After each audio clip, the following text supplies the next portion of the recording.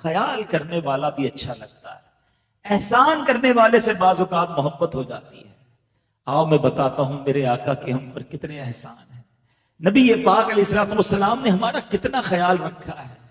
آج لوگ ملتے ہیں، بچے ملتے ہیں، ینگسٹر ملتے ہیں، میں فلاں کا فین ہوں، فلاں کو بہت فالو کرتا ہوں، میرا ہیئر سٹائل فلاں جیسا ہے، کمرے میں تصویریں لگاتے ہیں، فلاں فلاں ایکٹر، تو کھلاڑی، تو فٹ بالر، تو پتہ نہیں شوبز۔ اس کو کبھی پکڑ کے پوچھو نا یار، تم جس کے فالوور ہو، جس کے فین ہو، کبھی اس نے تمہارے لیے کوئی خیر خواہی کی، تمہارے لیے کوئی تمہارا احسان کیا، تمہاری مدد کی؟ تو کہتے ہیں یار وہ تو بہت مشہور آدمی، وہ کدھر ہم کو جانے گا، بہت بڑا آدمی، میری تو ملاقات بھی میں اچھا بہت لگتا ہے، میں اس لیے اس کے سٹائل اپناتا ہوں۔ اللہ کے بندوں، میں اس سے محبت کی بات کر رہا ہوں کہ جب تم پیدا نہیں ہوئے تھے وہ تمہارے لیے دعائیں کرتا تھا، دنیا میں تشریف لائے، میرے آقا دنیا میں تشریف لائے، رب حبلی امتی کہتے ہوئے پیدا ہوئے، حق نے فرمایا کہ بخشا، الصلاۃ والسلام۔ ارے میں اور آپ دنیا میں نہیں آئے تھے، وہ راتوں کو جاگتے رہے، اللہ کی بارگاہ میں آنسو بہاتے رہے، اے اللہ میری امت کو بخش دے، میری امت میرے حوالے کر دے۔ اللہ کی بارگاہ میں تشریف لے گئے، اللہ نے معراج کی رات بلایا، ادھر بھی مجھے اور آپ کو یاد رکھا، وہاں بھی ہمیں نہ بھولے۔ سنو سنو، جب میرے آقا کو قبر انور میں اتارا جا رہا تھا، ایک صحابی نے دیکھا نبی پاک کے ہونٹ گردش کر رہے ہیں، کان قریب لے گئے، وہاں بھی امتی امتی کی صدائیں بلند ہیں، آقا قبر منور میں بھی مجھے اور آپ کو یاد کر رہے ہیں۔ اور یہ یادگاری، یہ امت کا سلسلہ ختم نہیں ہوا، نبی پاک روز قیامت کیا کریں گے؟ سنو، میرے آقا علیہ الصلوۃ والسلام فرماتے قیامت کا دن ہوگا، نفسا نفسی کا عالم ہوگا، حدیث پاک کا مضمون ہے، اور جو انبیاء ہوں گے سب کو نور کے منبر دیے جائیں گے، سب انبیاء اپنے منبر پر بیٹھیں گے، میں اس وقت تک اپنے منبر پر نہ بیٹھوں گا جب تک اپنے ایک ایک امتی کو جنت میں نہ لے جاؤں۔ ہے کوئی اتنا خیال رکھنے والا تمہارا؟ ہے کوئی؟ بلکہ وہ تو وہ دن ہوگا۔ آج سب سے زیادہ خیال کون کرتا ہے؟ ماں کرتی ہے نا، والد کرتا ہے، سب سے زیادہ ہمارا خیال ماں باپ رکھتے ہیں، مگر قیامت کے دن ماں بھی نہیں پوچھے گی، والد بھی نہیں پوچھے گا، وہاں کون پوچھے گا؟ وہاں کون مدد کرے گا؟ میرے اعلیٰ حضرت لکھتے ہیں، ماں جب اکلوتے کو چھوڑے آ آ کہہ کے بلاتے یہ ہیں، باپ جہاں بیٹے سے بھاگے لطف وہاں فرماتے یہ ہے، کوئی ساتھ نہیں دے گا ان کے سوا رضا، کوئی حاوی نہیں جہاں، گزرا کرے پسر پہ پدر کو خبر نہ ہو، والد کو نہیں پتا ہوگا کہ بیٹے پر کیا گزر رہی ہے، مگر آقا ادھر بھی پکڑ پکڑ کر اپنے گناہگار امتیوں کو شفاعت کر رہے ہوں گے، وہاں بھی نبی پاک ہمارا خیال رکھیں گے۔ ارے اتنی کیئرنگ پرسنالٹی ہے، پھر بھی ان سے محبت نہ کریں، پھر بھی ان پر سب کچھ قربان نہ کریں۔ سبحان اللہ، مومن پرفیکٹ ہونے کے لیے ضروری کیا تھا کہ جناب اس سے پیار کیا جائے، نبی پاک سے اتنا پیار کیا جائے کہ سب سے زیادہ کیا جائے، اپنے گھر بار، اپنی اولاد، اپنے بچوں، اپنے ماں باپ سے بھی زیادہ نبی پاک سے محبت کی جائے۔ مگر ایک کوسچن کریٹ ہوتا ہے کہ محبت تو کی نہیں جاتی، ہو جاتی ہے۔ اچھا جناب کیوں ہوتی ہے؟ حسین ہو تو ہوتی ہے، اسپیشل ہو تو ہوتی ہے، کیئرنگ ہو تو ہوتی ہے۔ اگر حسین سے محبت کرنی ہے تو میرے آقا جیسا حسین اس دنیا میں کوئی نہیں، اگر کسی باکمال سے محبت کرنی ہے تو نبی پاک علیہ الصلوۃ والسلام سے بڑا باکمال کوئی نہیں، اور اگر جناب کسی اسپیشل سے، کسی کیئرنگ پرسنالٹی سے، خیال رکھنے والے سے محبت کرنی ہے، احسان کرنے والے سے محبت کرنی ہے، تو محسن انسانیت نبی پاک علیہ الصلوۃ والسلام ہیں۔ تو ہر صورت میں رب نے بنایا ہی ایسا ہے اپنے ہمارے آقا علیہ الصلوۃ والسلام کو کہ سب کچھ ان پر قربان کیا جائے اور انہی سے سب سے زیادہ محبت کی جائے۔ سب سے پہلے اس میں ایک بات سمجھ لیجئے کہ ہم سب کے ایمان کی جان کیا ہے۔ What is the essence of our ایمان؟ pillar of our ایمان۔ ایمان کمپلیٹ کب جا کر ہوتا ہے؟ یاد رکھیے، یقیناً اللہ پر ایمان لانا بالکل ضروری ہے، مگر کمپلیٹ ایمان جب تک نہیں ہوتا جب تک رسول پاک علیہ الصلوۃ والسلام پر کہ وہ اللہ کے رسول ہیں اور آخری رسول ہیں، اللہ کے بندے اور رسول ہیں، یہ ایمان جب تک ہم نہیں لاتے تو ایمان کمپلیٹ نہیں ہوتا۔ کوئی زندگی لا الہ الا اللہ لا الہ الا اللہ کہتا رہے، مومن نہیں ہوگا جب تک وہ محمد الرسول اللہ دل کی تصدیق کے ساتھ نہ کہے۔ اللہ کی سرتاب قدم شان ہے. اچھا اب ایک تو ایمان لانا ہے، اور اب اگر کامل مومن بننا ہے تو پیارے آقا علیہ الصلوۃ والسلام سے محبت کرنی ہے، اور کتنی کرنی ہے وہ بھی نبی پاک نے بیان فرما دی. آقا فرماتے لا یؤمن احدکم حتی اکون احب الیہ من والدہ وولدہ والناس اجمعین. آقا فرماتے تم میں سے کوئی اس وقت تک کامل مومن نہیں ہو سکتا جب تک میں اس کے نزدیک اس کے والد، اس کی اولاد، بلکہ تمام لوگوں سے زیادہ محبوب نہ ہو جاؤں، اپنی جان سے بھی زیادہ. ایک بار حضرت عمر فاروق رضی اللہ تعالیٰ عنہ کہا کہ حضور میری جان کے علاوہ آپ تمام چیزوں سے زیادہ مجھے پیارے ہیں. آقا نے فرمایا عمر تمہارا ایمان کامل نہیں ہے. تھوڑی دیر بعد حضرت عمر فاروق کہتے حضور اب میری جان سے بھی زیادہ آپ پیارے ہیں. آقا فرماتے عمر اب ایمان کامل ہو گیا ہے. یہ حدیث کا خلاصہ اس بات سمجھانا یہ ہے کہ محبت تو سب کو ہے، مگر لیول آف محبت جو ریکوائرڈ ہے نا وہ ٹاپ آف دا لسٹ، سب سے زیادہ، اپنے آپ سے بھی زیادہ. اگر کسی سے پیار کرنا ہے تو جناب رسول اللہ صلی اللہ علیہ وسلم سے کرنا ہے. جمعے کے خطبے میں ہم سب ایک اعلان سنتے ہیں، الا لا ایمان لمن لا محبت لا. سنا ہے نا؟ مانا پتہ ہے؟ اچھا یہ بھی بڑا مسئلہ ہے. ہر جمعے خطبہ سنتے ہیں، بچپن سے سنتے آ رہے ہیں، سر جھکا کے سن رہے ہوتے ہیں، پتہ ہی نہیں امام صاحب کیا کہہ رہے ہیں. تقریباً آدھا خطبہ تو یاد بھی ہو گیا ہوگا آپ کو، لیکن مانا نہیں پتہ، نہ پوچھنا ہے. اتنی دیر میں تو حساب ہو جاتا ہوگا تھوڑا سا دکان کا. اللہ کے بندوں کبھی تو امام صاحب کو کہو مجھے اس کا ترجمہ دے دے، میں یاد کر لوں تاکہ آپ ہر جمعے بیان کریں تو میں سنوں تو اسی کیا کہہ رہے ہوں. بس سر جھکا کے سن رہے ہوتے ہیں. اب سنو یہ کیا ہے، 3 بار کہتے ہیں امام صاحب، الا لا ایمان لمن لا محبت لا، الا لا ایمان لمن لا محبت لا. مانا کیا ہے اس کا؟ اس کا مانا یہ سن لو، اس کا ایمان نہیں جس کے دل میں نبی پاک سے محبت نہیں. کمپلیشن آف ایمان کب ہوتی ہے؟ سرکار دو عالم علیہ الصلوۃ والسلام سے سچی محبت ہو جائے، سب سے زیادہ پیار آقا سے ہو جائے. اچھا ایک بڑا لاجیکل کوسچن ہے کہ یار محبت ہوتی نہیں ہے، محبت کوئی کر نہیں سکتا، محبت تو ہو جاتی ہے. کوئی کسی کو کہے اس سے فلاں سے محبت کرو، بعض اوقات بھائی زندگی پر ساتھ رہتے ہیں مگر محبت نہیں ہوتی. محبت تو خود ہی ہوتی ہے، بندے کے اندر کوالٹی ہوتی ہے جس سے محبت ہوتی ہے. زبردستی کسی سے پیار نہیں ہو سکتا. ٹھیک ہے نا، آپ کا یار دونوں آپ آج سے ایک دوسرے سے محبت کرنے لگ جاؤ، بھائی ایسے کیسے ہوگا؟ میرا دل اس کی طرف راغب ہوگا تو میں پیار کر لوں گا، تو میں محبت کر لوں گا. اٹس ناٹ میرے اختیار میں نہیں ہے کہ میں آپ کے کہنے پر کسی سے پیار کر لوں. تو ہو سکتا ہے کسی کے ذہن میں سوال آئے کہ جناب یہ کیسا حکم ہے کہ نبی پاک سے محبت کرو اور محبت بھی سب سے زیادہ کرو. تو محبت تو خود سے ہی ہوتی ہے، محبت ڈیلیبریٹلی نہیں کی جا سکتی، انڈیلیبریٹلی ہو جاتی ہے، بغیر دانستہ ہو جاتی ہے. تو یہ کوسچن کریٹ ہو گیا. تو چلو آج ایک اور پیرائے میں سمجھتے ہیں کہ کسی انسان سے محبت ہوتی کیوں ہے. What is the reason to be in love anybody? کوئی نہ کوئی وجہ ہوتی ہے نا. تو علماء نے اس کی 3 ریزن بیان کی ہیں، اور ہم لاجیکلی ریزنز ہیں کہ یا تو وہ بندہ بڑا حسین ہوتا ہے، انسان قدرتی طور پر حسین لوگوں کی طرف مائل ہو جاتا ہے، یا تو وہ حسین ہوتا ہے. اچھا حسین نہیں ہے، نارمل سا چہرہ ہے، مگر ہے بڑا باکمال، اسپیشل، عام لوگوں سے ہٹ کر ہے.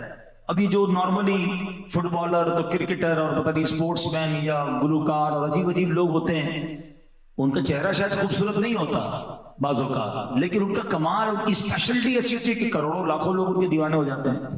تو دوسرا ریزن پتا کیا چلا کہ ایک تو حسین سے پیار ہو جاتا ہے یا ایک باکمال سے ہو جاتا ہے.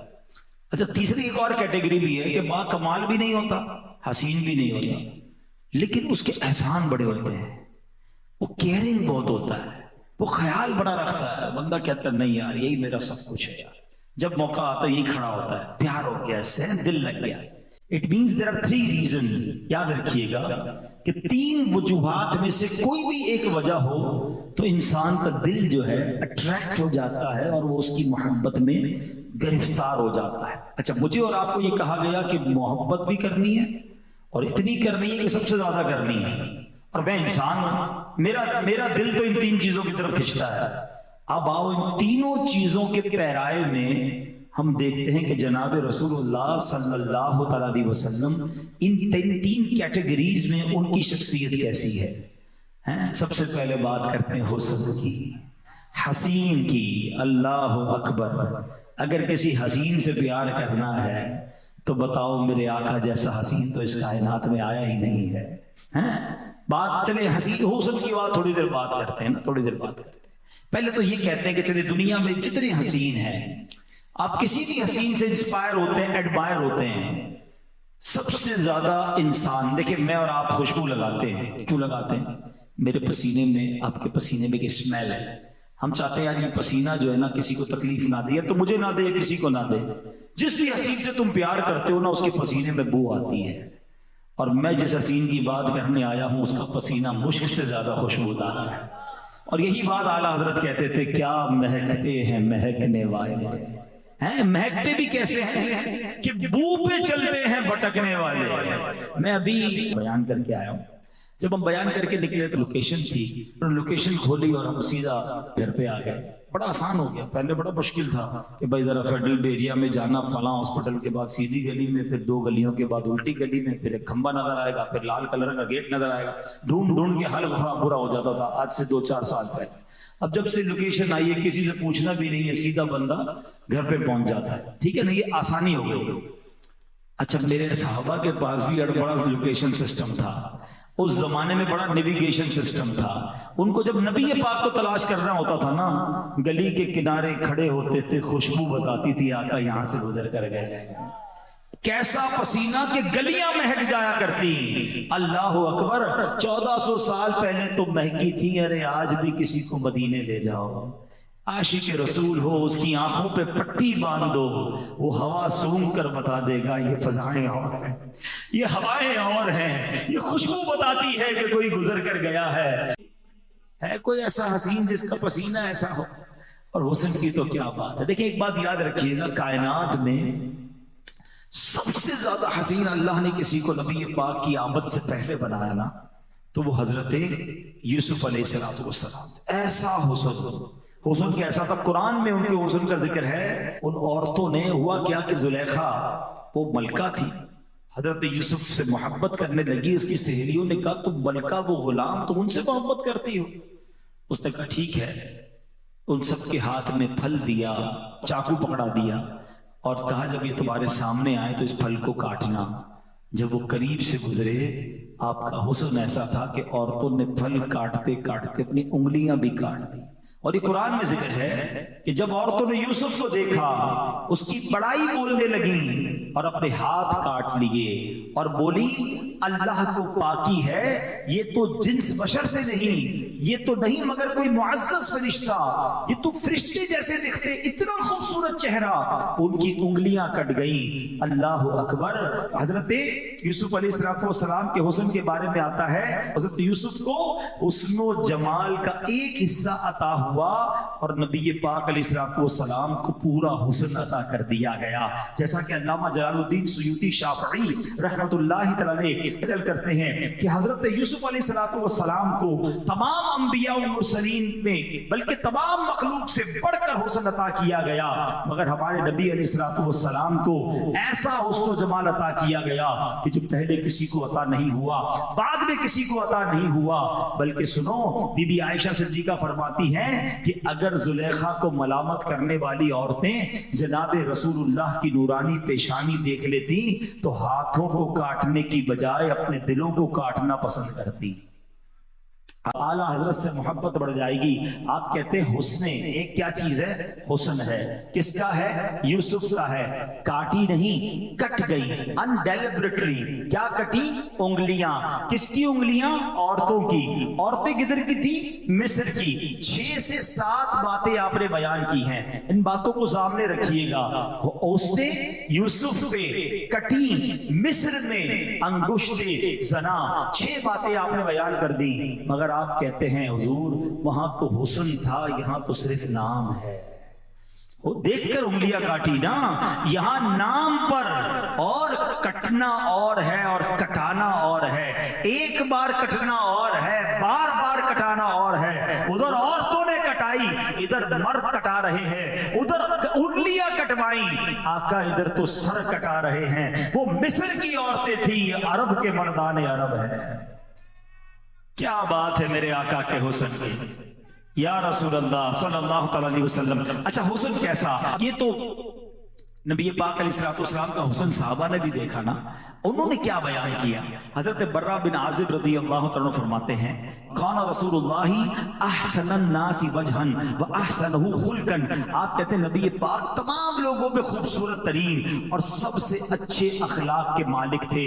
اللہ اکبر. بی بی عائشہ صدیقہ رضی اللہ تعالی عنہا آپ تو گھر میں ہی ہوتی تھی نا, نبی پاک کا چہرہ دیکھ کر فرماتی کہ میرے آقا سب سے زیادہ خوبصورت اور خوش رنگ تھے. مزید فرماتی لم یصفہ واصف قط الا شبہ وجہہ بالقمر لیلۃ البدر.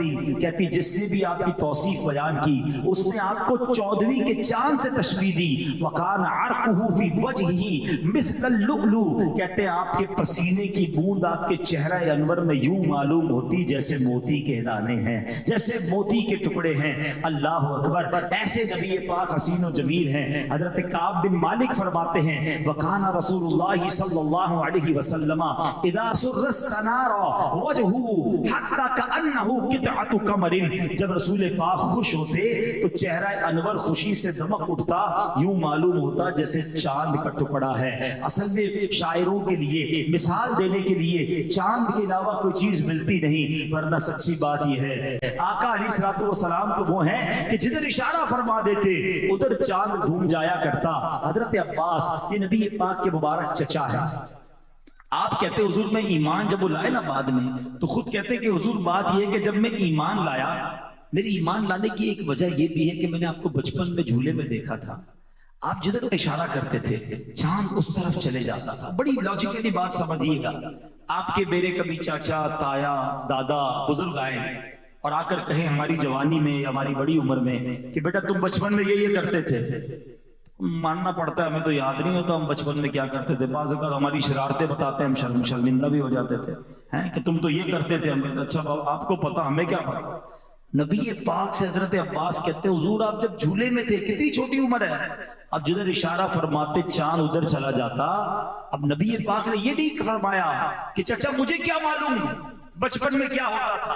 سنو نبی پاک نے کیا فرمایا کہ حضور فرماتے ہیں میں چاند سے باتیں کرتا تھا وہ مجھے رونے سے منع کرتا تھا, اور جب چاند عرش کے نیچے سجدہ کرتا تو میں اس کی آواز سنتا تھا. آقا چاند کے سجدے کی آواز سنے, امتی درود پڑھے تو کیوں نہ سماعت فرمائیں, دور و نزدیک کے سننے والے وہ کان لالے کرامت پہ لاکھوں سلام. نبی پاک کے حسن پر بہت ساری باتیں ہو سکتی ہیں مگر سبحان اللہ ایک حدیث بیان نہ کریں تو بات پوری نہیں ہوتی. حضرت جابر بن سمورہ 14ویں رات کا چاند تھا, اندھیری رات ہوتی ہے. اب دیکھیں جب گاؤں ویلیج پہ جائیں تو چاند بھی بڑا پیارا لگتا ہے, تارے بھی بڑے پیارے لگتے ہیں. اب تو لائٹیں وغیرہ شہر میں ہوتی ہے, میں چاند اور تاروں کی اتنی خوبصورتی نظر نہیں آتی, مگر ویلیج کے اندر گاؤں کے اندر اب وہ ریگستانی علاقے تھے, لائٹنگ تو اس زمانے میں تھی نہیں. کہتے ایک رات میں نکلا 14ویں رات کا چاند چمک رہا تھا اور میں نے اچانک دیکھا کہ نبی پاک بھی جلوہ فرما تھے. میں کبھی چاند کو دیکھتا کبھی آقا کو دیکھتا, پھر چاند کو دیکھتا پھر نبی پاک کو دیکھتا, پھر چاند کو دیکھتا پھر میرے آقا کو دیکھتا. حضرت جابر کہتے واللہ میرے آقا 14ویں رات کے چاند سے زیادہ خوبصورت ہے. تو نبی پاک جیسا حسین نہ کوئی آیا ہے نہ کبھی آنا ہے. میرے پیارے اسلامی بھائیوں, اس نبی پاک کی سیرت میں بہت ساری شخصیات کا ذکر ہے, مگر 2 خواتین ایسی ہیں کہ جن کے یوں دیکھا جائے تو کوئی بہت زیادہ علم نہیں ہے, کوئی بہت زیادہ کارنامے نہیں ہیں, مگر وہ 2 خواتین پوری دنیا میں مشہور ہو گئی. 1400 سال ہو گئے آج تک ان کے نام لیا جاتا ہے, ان کے گن گائے جاتے ہیں. وہ خواتین کون, انہوں نے ایسا کیا کام کیا؟ ایک ہیں بی بی دائی حلیمہ.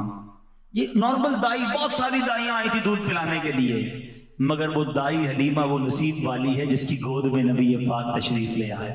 اور جیسے ہی بی دائی حلیمہ نے نبی پاک کی خدمت کی, ارے سیرت کی کون سی کتاب ہے جب بھی نبی پاک کی ہسٹری بیان کی جاتی ہے دائی حلیمہ کا ذکر ضرور ہوتا ہے۔ کمال کے واقعات بی بی حلیمہ سعدیہ کے کہ جو اونٹنی آتے آتے تو پیچھے رہ جاتی ہے، آقا کو لے کر جا رہی ہے تو وہ اونٹنی سب سے آگے ہے، بکریوں کے تھن بھر جاتے ہیں، بکریاں فربا ہو جاتی ہیں، رات بھر جھونپڑی سے روشنی کی کرنیں نکلتی ہیں۔ گاؤں والے پوچھتے حلیمہ یہ ہو کیا گیا ہے، تم رات بھر چراغ جلاتی ہو؟ کہتی نہیں چراغ تو نہیں جلاتی، نور والے چہرے والا بچہ لے آئی ہوں، ساری رات گھر چمکتا رہتا ہے، بکریاں فرما ہیں۔ اور جناب بی بی حلیمہ سعدیہ کی تقدیر جاگ گئی۔ ایسی ایک اور خاتون ہے، اللہ اکبر، اس خاتون کے نصیب بھی کیسے جاگے؟ ہجرت کا وقت ہے، نبی پاک علیہ السلام حضرت ابوبکر صدیق کے ساتھ مکہ پاک سے مدینہ طیبہ جا رہے تھے۔ اچھا یہ وہ وقت تھا کہ جس میں کفار تلاش کر رہے تھے، گرفتار کرنا تھا، انٹرسپٹ کرنا تھا، باقاعدہ فوجیں روانہ کی گئی تھی کہ جو ان کو گرفتار کرے گا اسے 100 اونٹ تحفے میں دیے جائیں گے۔ تو جناب کافی لوگ نکل پڑے تھے کہ کسی طرح پیارے آقا کو تلاش کیا جائے اور معاذ اللہ مدینے جانے سے روکا جائے۔ اب اسی دوران راستے میں سفر کرتے کرتے کرتے ایک خیمہ نظر آیا، اس خیمے میں ایک خاتون تھی اور وہ خاتون کا کام ہی کھانا وغیرہ مسافروں کو بیچنا تھا۔ تو پیارے آقا علیہ السلام اور حضرت ابوبکر صدیق ان کے گھر گئے اور پوچھا کچھ کھانے کو ہے؟ تو کہا کھانے کو تو کچھ بھی نہیں۔ تو ایک بکری کھڑی تھی جس کے تھن بھی سوکھے ہوئے تھے، بڑی لاغر سی تھی۔ تو نبی پاک علیہ السلام نے مسکرا کر فرمایا کہ کیا میں اس بکری سے دودھ نکال لوں؟ وہ بوڑھی خاتون کہتی ہے کہ اس نے تو کئی دنوں سے دودھ نہیں دیا، اس کے اندر دودھ ہی نہیں بچا۔ نبی پاک نے فرمایا مجھے اجازت دے دو۔ اس نے اجازت دی، نبی پاک نے جیسے ہی بسم اللہ شریف پڑھ کے اس کے تھن کو ہاتھ لگایا، دونوں تھن دودھ سے بھر گئے۔ اب دودھ نکالا گیا، گھر کے سارے برتن بھر گئے۔ پیارے آقا نے دودھ پیا، بی بی سیدنا ابوبکر صدیق نے دودھ پیا، ایک غلام ساتھ تھا اس نے دودھ پیا، پھر بھی سارے برتن بھر گئے، بکری فرما۔ نبی پاک کا ام معبد رضی اللہ تعالیٰ عنہ وہ خاتون ہیں جن کے خیمے میں وقت گزرا، اور وقت گزار کر نبی پاک تشریف لے گئے۔ وہ خاتون پیارے آقا کو پہچانی نہیں، نہ نام پوچھا، وہ سمجھا کہ نورانی چہرے والے آئے تھے۔ ابو معبد آئے، ان کے شوہر آئے اور آ کر کہا کہ اے ام معبد یہ گھر کا حال کیا ہو گیا ہے، یہ اتنا دودھ کہاں سے آیا، گھر میں بڑی رونق سی ہے۔ تو کہتی ایک نورانی چہرے والے آئے تھے، یہ ان کی برکت ہے۔ اب ذرا غور کیجئے گا، ان کے شوہر نے کہا بتاؤ تو سی وہ دکھتے کیسے تھے؟ اللہ اکبر، اس خاتون نے، اس خیمہ جس کو کہے کہ بستی میں رہنے والی خاتون نے جو نبی پاک کا حلیہ بیان کیا نا، یقین کریں وہ موتیوں کی طرح الفاظ ہیں۔ اور اس خاتون نے جو حلیہ بیان کیا، کبھی بھی آپ کسی بھی کتاب کو اٹھا لیں، جب بھی نبی پاک کا حلیہ بیان ہوگا حضرت ام معبد کے یہ الفاظ اس میں شامل کیے جائیں گے۔ کمال نام روشن کر گئیں، ایسا جملہ اور ایسی باتیں کہہ گئیں۔ اب میں پہلے آپ کو عربی سناتا ہوں، ابھی آپ کو عربی سمجھ نہیں آئے گی مگر آپ کو فیل ہوگا اس کی خوبصورتی کا۔ ارے الفاظ ایسے موتیوں جیسے، تو سوچو نبی کا سراپا کیسا بیان کیا ہوگا۔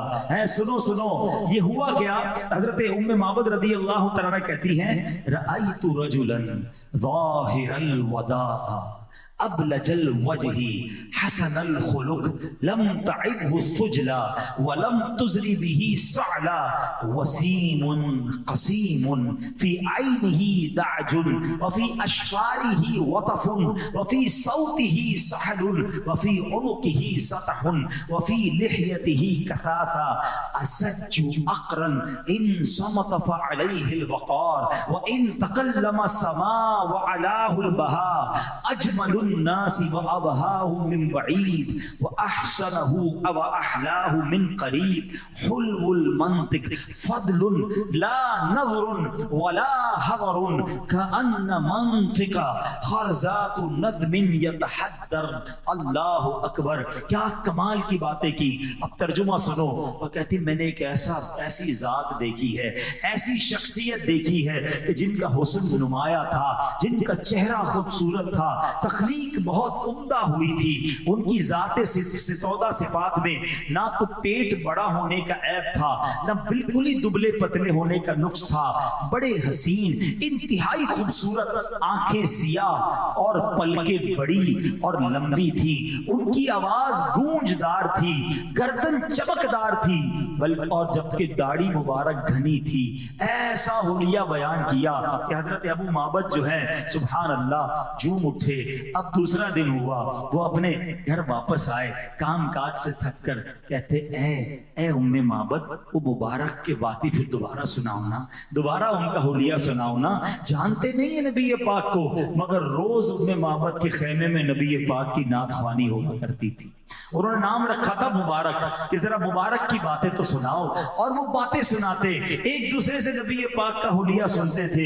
اور اللہ اکبر، مورخین نے لکھا کہ پھر یہ دونوں مدینہ پاک بھی حاضر ہوئے بعد میں جا کر، اور نبی پاک کے ہاتھوں ایمان بھی قبول کیا۔ تو کہنے کا مقصد یہ ہے کہ جس نے بھی آقا کا چرچا، آقا علیہ الصلوۃ والسلام کا نام لیا، نبی پاک کے گن گائے، اللہ نے اس کے ناموں کو بلند کر دیا۔ یہ خیمہ میں رہنے والی خاتون ہیں، مگر آج ہم ان کا نام بھی لے رہے ہیں، ان کا ذکر بھی کر رہے ہیں، کیونکہ انہوں نے اپنے نام کو جوڑا نبی پاک سے، انہیں ذکر کیا پیارے آقا علیہ الصلوۃ والسلام کا۔ جس نے نبی پاک کا نام لیا، عزت کے ساتھ لیا، احترام کے ساتھ لیا، اللہ نے اس کے نام بھی اونچے کر دیے۔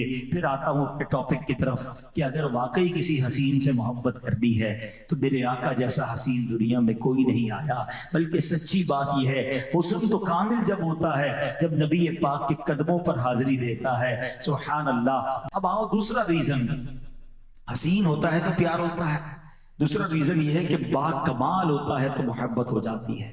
آئے ہائے، کیا نبی پاک سے زیادہ با کمال کوئی دنیا میں ہے؟ کمال کو کمال عطا کرنے والی ذات میرے آقا علیہ الصلوۃ والسلام ہیں۔ کمال تو کیسا کہ زمین پر کھڑے ہو کر چاند کو اشارہ کرے تو دو ٹکڑے ہو جائے، دعا فرمائے تو ڈوبا سورج پلٹ کر آ جائے، آقا اشارہ فرمائے تو بارش برسے، اشارہ فرمائے تو بارش رک جائے۔ اللہ اکبر۔ دنیا میں بڑے طاقتور لوگ دیکھے، کوئی محلے میں طاقت رکھتا ہے، کوئی شہر میں طاقت رکھتا ہے، کوئی ملک کا سربراہ ہوتا ہے، ارے دنیا میں ایسا کوئی نہ دیکھا جو زمین پر کھڑے ہو کر چاند کو اشارہ کرے تو چاند آرڈر ماننے لگ جائے۔ ایسا کمال رب نے اپنے حبیب علیہ الصلوۃ والسلام کو عطا فرمایا۔ اور صحابہ کرام علیہ رضوان کا عقیدہ بھی یہی تھا کہ آپ سے زیادہ با کمال اور اللہ کی عطا سے آپ جیسا با اختیار بھی کوئی نہیں۔ اگر کسی کی پنڈلی ٹوٹ جاتی، ہاتھ ٹوٹ جاتا، آقا کی بارگاہ میں آتے، آقا ہاتھ لگا دیتے، پنڈلی لگا دیتے۔ ابو قتادہ رضی اللہ عنہ کی آنکھ نکل گئی، نبی پاک لعاب دہن لگا کر آنکھ لگا دیتے۔ ہم تو سرجن کے پاس جاتے ہیں اور صحابہ نبی پاک کی بارگاہ میں جاتے، مدینے کے لوگ آتے، کہتے حضور کنواں کھودا ہے، پانی کھارا ہے، آج تو فلٹر پلانٹ لگانا پڑتا ہے۔ آقا تشریف لے جاتے، مبارک لعاب دہن کلی کر کے پانی اس میں ڈالتے، وہ پانی میٹھا ہو جایا کرتا۔ کس کمال کی بات کروں، نبی پاک علیہ الصلوۃ والسلام کی بارگاہ میں رات ہو گئی، صحابہ بیٹھے تھے، کہتے حضور رات کا وقت ہے، واپس گھر جانا ہے۔ ہم سب بھی ابھی گھر جائیں گے، کوئی موٹر سائیکل پر جائے گا، کوئی گاڑی پر جائے گا، موٹر سائیکل پر بھی لائٹ لگی ہے، گاڑی میں بھی لائٹ لگی ہے۔ تصور کرو جب عرب کے صحرا تھے، واپس جانا ہے، صحابہ کہتے حضور روشنی کا انتظام نہیں ہے۔ نبی پاک نے ایک لکڑی وہ ایک صحابی کو پکڑا دی، اور جیسے ہی ہاتھ لگایا وہ ٹارچ کی طرح روشن ہو گئی، اس سے نور نکلنے لگا۔ دونوں صحابی ڈنڈی پکڑ کر اپنے گھر کی طرف جانے لگے۔ جیسے آگے گئے، ایک جگہ ایسی آئی، ایک صحابی کا گھر رائٹ، دوسرے صحابی کا گھر لیفٹ کی طرف تھا، لکڑی ایک تھی، ایک صحابی لے جاتے، دوسرے گھر کیسے جاتے؟ صحابہ کا عقیدہ دیکھو، ایک اور ڈنڈی اٹھاتے ہیں، اس لکڑی سے لگاتے ہیں، دوسری بھی روشن ہو جاتی ہے۔ کس کمال کی بات کروں، اللہ اکبر۔